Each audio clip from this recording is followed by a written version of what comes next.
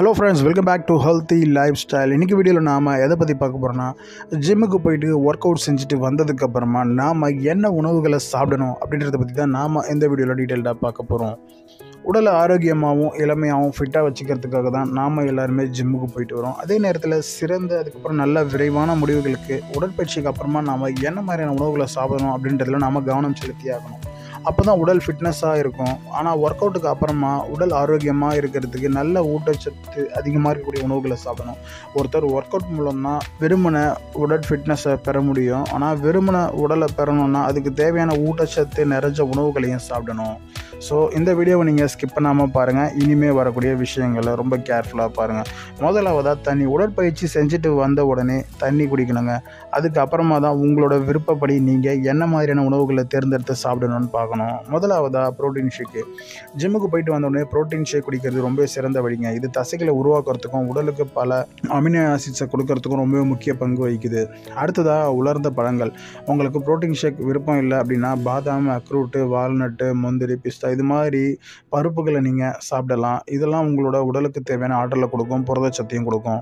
அடுத்ததாக பழங்கள் எடுத்துக்கலாம். ஜிம்முக்கு போயிட்டு வந்ததுக்கப்புறமா உங்களோட உடலுக்கு கட்டாயமாக ஆற்றல் தேவைப்படும். அந்த ஆற்றல் பழங்கள்லேருந்து கிடைக்கும். பழங்களில் விட்டமின்கள், தாதுக்கள், நார்ச்சத்துக்கள் அதிக அளவில் இருக்குது. இது உங்களோட உடலுக்கும் நன்மை பயக்கும். அடுத்ததாக தயிர் இல்லை மோர் கூட குடிக்கலாம். ஜிம்முக்கு போயிட்டு வந்த உடனே தயிர் இல்லை மோர் சாப்பிட்றது உங்களோட உடலுக்கு புரதம் அப்புறம் ஊட்டச்சத்துக்களை அதிக அளவில் கொடுக்கறதுல முக்கிய பங்கு வகிக்கும். அடுத்ததான் முட்டை கூட எடுத்துக்கலாம். ஜிம்முக்கு போயிட்டு வந்தோடனே நீங்கள் கலோரி அளவை பொறுத்து முட்டைகளை எடுத்துக்கலாம். அவை உயர்தர புரதத்தில் நிறைஞ்சிருக்கும். அதனால் கட்டாயமாக நீங்கள் விட்டமின் அதிகமாக இருக்குன்றதால முட்டைகளை தாராளமாக சாப்பிடலாம். முக்கியமான விஷயம் என்னென்னா, இந்த எல்லாத்தையுமே உங்களோட விருப்பப்படி நீங்கள் சாப்பிடலாம். ஊட்டச்சத்துக்களோட சீரான ஊட்டச்சத்தை வழங்குது. ஜிம்முக்கு போயிட்டு வந்ததுக்கப்புறமா இவை எல்லாமே உடலோட ஆற்றல் அளவை சரியாக பராமரிக்க உதவும். இது எல்லாத்தையுமே நீங்கள் உங்களோட அடிப்படை ஆரோக்கிய நிலை அதுக்கப்புறம் உடல் செயல்பாடுகளை பொறுத்து நிலவில் வச்சுக்கோங்க.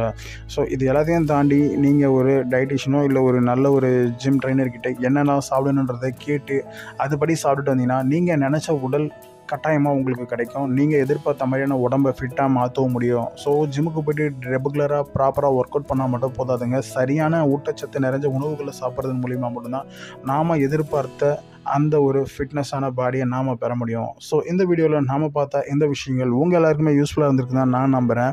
இதே மாதிரி ஜிம் சார்ந்த, உடற்பயிற்சி சார்ந்த, அதுக்கப்புறம் உடல் நலம் சார்ந்த, அழகு சார்ந்த நிறைய விஷயங்கள் நீங்கள் தெரிஞ்சுக்கணும்னு நினச்சிங்கன்னா நம்மளோட சேனலை சப்ஸ்கிரைப் பண்ணிக்கோங்க. அதே நேரத்தில் நம்மளோட சேனலில் நாம் நிறைய பிளேலிஸ்ட் போட்டிருக்கோம். ஸோ அதெல்லாம் கிளிக் பண்ணி பார்த்தீங்கன்னா உங்களுக்கு தேவையான நிறைய இன்ஃபர்மேஷன்ஸ் கிடைக்கலாம். கிட்டத்தட்ட 1200க்கும் மேற்பட்ட வீடியோக்களை நாம் போஸ்ட் பண்ணியிருக்கோம். நிறைய வீடியோஸ் உங்களுக்கு யூஸ்ஃபுல்லாக இருக்கிறதுல எந்த ஒரு மாற்று கருத்துமே கிடையாது.